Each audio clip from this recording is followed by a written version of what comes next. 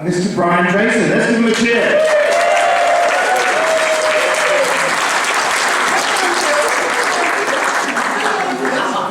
Hello. Oh, is he your first husband, love? Second? Yeah, he would have been my first choice. Hello. Oh, nice to see you. Hello, young man. Was tonight a surprise, is it? No, you knew you were coming. And you still all that. Fair play, fair play. I like a man who knows his mind, even when it's wrong. Hi, good evening, ladies and gentlemen. I'm Nanny Nora. Hello. Hello. She's good. Yes, I've come here to tell you all about my adventures in Panto Land. When that first nice Mr. Tim said we come and talk, I thought, oh great, I can tell you all about the history of Panto. Then I had to have a serious chat with myself. Nanny Nora, you haven't got a passion about history, and ballads are about passions. No, mine's about being in them, directing them, fiddling with the script. It's all about the roar of the grease paint and the smell of the crowd. Oh no, it's No, hang on. Oh, you're right. It's not. It's the roar of the crowd and the smell of the grease paint. Thank you very much. Right, although of course, there's got to be some history. So I'll give you the bad news first. It started in ancient Greece. The good news is, I'm starting in the 1700s, or 17th century. You want to know? Harlequinades. It started 17th century, they came from Italy, they were called Commedia dell'arte. Yes, the Italian night scenes. And he's got their slapstick, they had slapstick comedy, dance, a misunderstanding of some kind, and a comedy brawl. But it was all mind.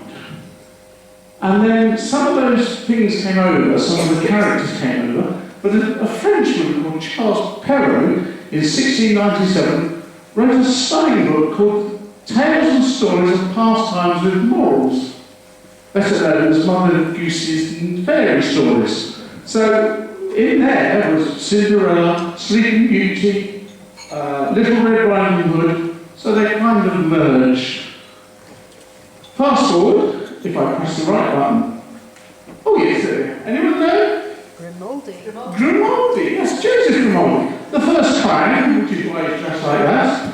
And that's why clowns have makeup like that. And are sometimes known as Joeys. Now Grimaldi, he brought into the pantomime, in fact, the pantomime he was in 1806 was Mother Goose, and in fact it was called Harlequin and Mother Goose. So for a bit they went side by side. Now, what he did, obviously he was a clown and a comedy, but he also brought in audience participation. Oh yes he did! Oh yes he did! Thank you very much for that, Joe. So, as I say, he was in Mother Goose in 1806, and Mother Goose will be coming back later. Oh, sorry. Come on. Come on. No. I love it. I love it. I love it. Love it. Here. He's Dan Leno, musical star. And actually from 1888 to 1904, he was a dame at the Theatre Royal Drury Lane. So, sort of December 88, he was like that in the West End, and the month before that, Jack the Ripper had been in the East End. It's kind of strange to put these things into sort of some sort of order. Anyway, he, I say, 1902, they wrote a special version of Mother Goose for him, and that's the version we see today. And very unusually, she isn't good all the way through. She turns nasty. She gives into riches and goes really nasty. But at the end, it all turns out. And also unusually, she's married. I mean, most dames are spinsters, or like me, a poor widow. Aww. Much poorer than that. Aww. Thank you. This side don't care about me. I'm a poor widow. Aww. They're louder than you. Keep it up. Anyway, so yes, yes. that's it. So basically, panto, that's the end of the history lesson, by the way, if you used to know. So basically, it's good against evil. Good always wins. The baddie normally redeems themselves in some way, or gives up their life of nastiness. Although when you ask the children, it's always, kill them, horrible little creatures. And basically, of course, at the end, it's all about love. Oh. So, a little bit of, yes, because when you go to see a theatrical performance, you pay money, you sit in the chair, and you haven't got a clue what's going to happen. You go to a pantomime, you know exactly what's going to happen. Oh, yes, you do. Oh, yes, you do. Quite prudent. Right, there we go. So, a few things about panto that we tell people, of course. First thing is, the heroine of the story, the principal girl, is always an attractive young lady. The hero of the story is also a pretty young girl. We'll come to that in a moment. But that's the principal boy, and they're sort of the lovers, which kind of goes back to the old Harlequin days.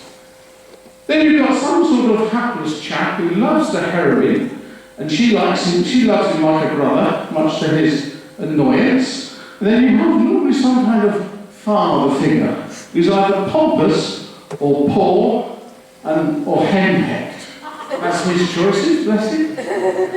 And then you've normally got a comedy duo or two. And these are straight back to the Harlequin age, where there was a pair of servants. One was clever and scheming, and the other was thick. You can tell which is which there, can't you? So that's a straight throwback. What have we got down here? Oh, yes. And then there's normally an evil stepmother, or a wicked wizard, or an even more wicked witch. And then we've got this. Yes. We'll come back to the day in a minute, bless. So there's a couple of my thoughts on how we got to some of the things like Principal Boy and Dave. So let's carry more. She first appeared in a panto in Melbourne in 1896 at the age of 14. And she came over here in 1903 to 1917 every year to be in a panto. And of course, gentlemen of a certain age quite like to see her as a principal girl, all demure and pretty, but many more prefer to see her, oh, sorry, yeah,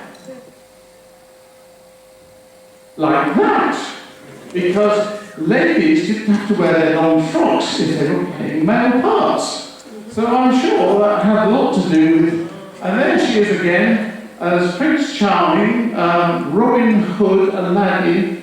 So yes, legs were on display. And then we get to the Dame. Ooh! I'm quicker than this button, too. And that's never been said before. Yes, so the Dame. Right. Now, the Dame comes from the clowning part of the Harlequin age. I don't think there was an old man dressed as a woman there. But it's the comedic bit, which is why the makeup's a bit over the top. Although I'm still doing makeup. None of you know what my mother used to look like. This is what my mother used to look like. You know, you grow up to look like your fathers. Once a year, I look like my mother. Bless her. So yes, there, until the Restoration, all actors were male anyway, and when they said, oh, okay, we'll let women do it, there were no old women actresses to do the job, and the young ones didn't want to be old. So they carried on for a bit longer. But there are, of course, female dames. Turn of the century, 1900s, there was a musical artist, Mary Lloyd. She was a dame, and Vesta Tilley. And I would love to have seen Vesta Tilley, because I've looked up Vesta Tilley, and she's described as a male impersonator. So she was a woman being a man, pretending to be a woman. Best of luck to her. I mentioned Nanny. There is as the good Mother Goose in 1902, sorry.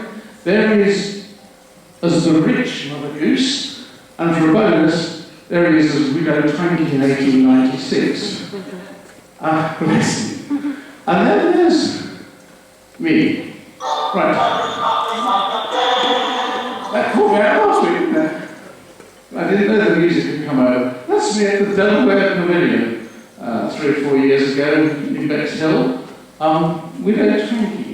And it's a bit about me now, sorry.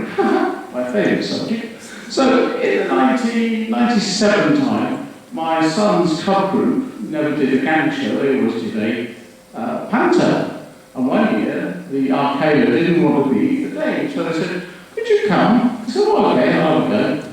So, very liquid was born, not a pretty sight at all. Yes, and my son still carried on going to the club group, which was a surprising thing, but there we go.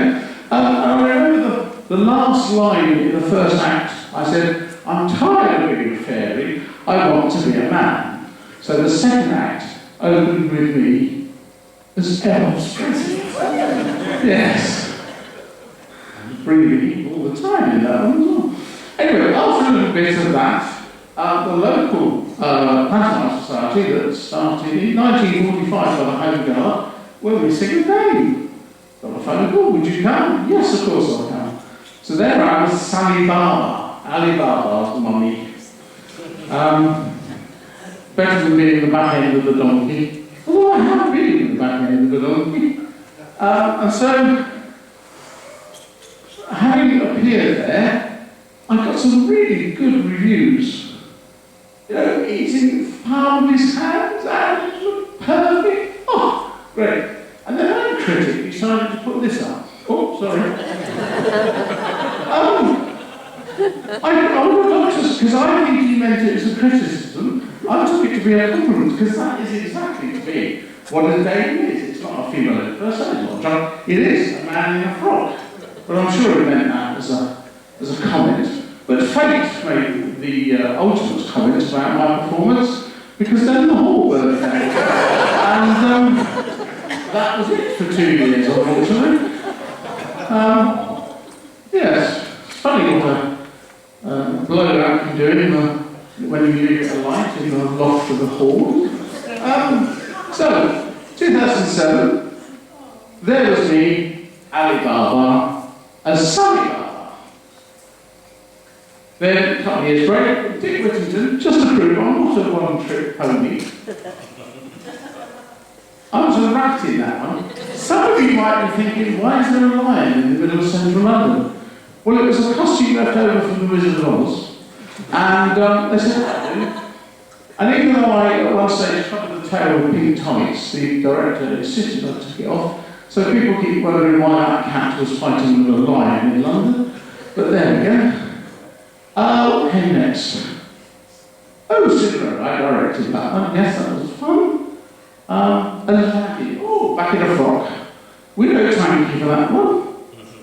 And then Jack and the Beanstalk. And Jack and the Beanstalk, I directed that. But that was the first panto where there was a female principal boy. And it was in its first performance. It was started in 1819, and a woman called Eliza Povey played the role of Jack. But obviously, chivalry still played a part, because she didn't actually climb the beanstalk. They got a stable boy from next door to go in her clothes and climb up the beanstalk, because she wasn't allowed to. So yes, I directed that one. Oh, come on. Oh yes, I was a gorilla in this one. This is all just before I moved down here. Sleeping Beauty, love Sleeping Beauty, wonderful performance, wonderful show. I directed it. Because we were short of a cast member, I was also a drunken doctor, which was fun. And then, oh come on, Peter Pan. Didn't appear, didn't direct, did nothing in this one. Stood at the side of the stage with a pair of gloves and a hard hat and made Peter Pan fly across the stage. Luckily with a safety rope, because the weight came down on the stage. Stopped short of my head, but there we go. And then the last one I did before we moved down here was Frankenstein panto. Not one of your traditional pantos. It was quite good. They had Dracula in it, and his grandmother Dracula. And, but the weird thing is, there was no eagle. Well, surely Frankenstein always has an eagle. So I tinkered with this script as well. So I took Frankenstein's lines, cut them in half, and gave half to Eagle. And then made Eagle a glove puppet. Bless him. He had to still learn all his lines and master talking to his right hand and his right hand talking back. It almost made me mad. I'm not sure he did that. That was his first panto. I'm not sure if he did them. Anyway, why do I like pantos? This is why I love pantos. Look at that face. That's a friend of mine, came down to see me as Widow Twankey, brought her son, and that's why I love pantos. It's all about a child, I think, first experience live entertainment, where they can, in fact, they have to join in because you get more out of it, don't you? No, you have to join in to get the most out of it. And it can be a safe space for family and friends.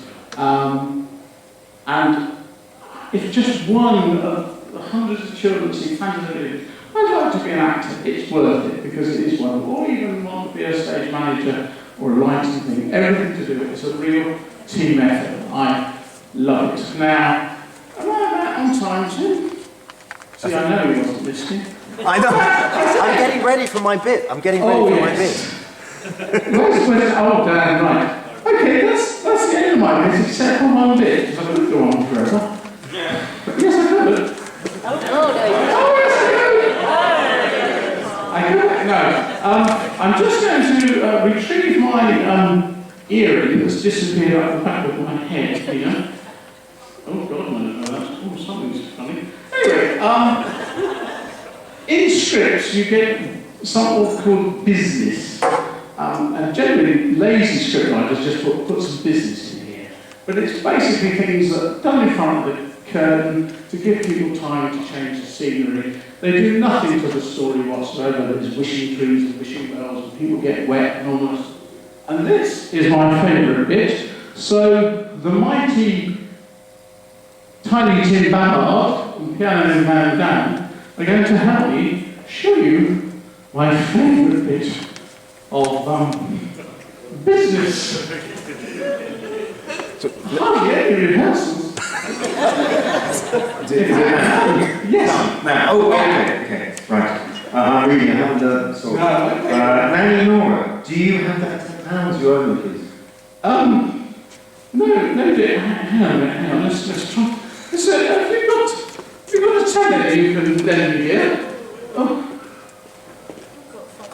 Oh, five of you. You'll get it back. Thank you, dear. Here, Martin. Here's a fiver. I'll have to give you the other when I see you. Bye, Tim. Bye. Hi, Tim. Do you have that £10 that you owe me? Lost my position. Yeah. Hang on. Don't give up your day job, dear. No, I probably shouldn't. I've got, okay. I've only got a fiver, Dan. I've got it, sorry. I've only got a fiver, Dan, but if you take that, I can give you the five when I see it. There you go. Oh, hello, Dan. Have you got that £10 you owe me? I've only got the £5, but if I give you that, I'll give you the rest when I... Okay. Thank you, Dan. Thank you. Oh, Tim. Glad I saw you. Here's that other £5 I owe you. We're quits now, aren't we? Thank you, Nanny. That makes it even. Yes. Good. Oh, glad I see you, Dan. Yeah. Here's the other fiver I owe you. There you are. So great, thank you, Tim. That makes us even.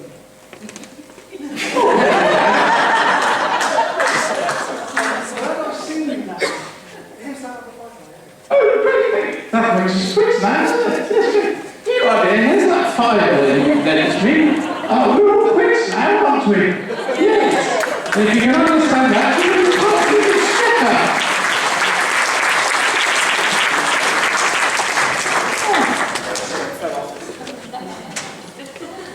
I finished. You can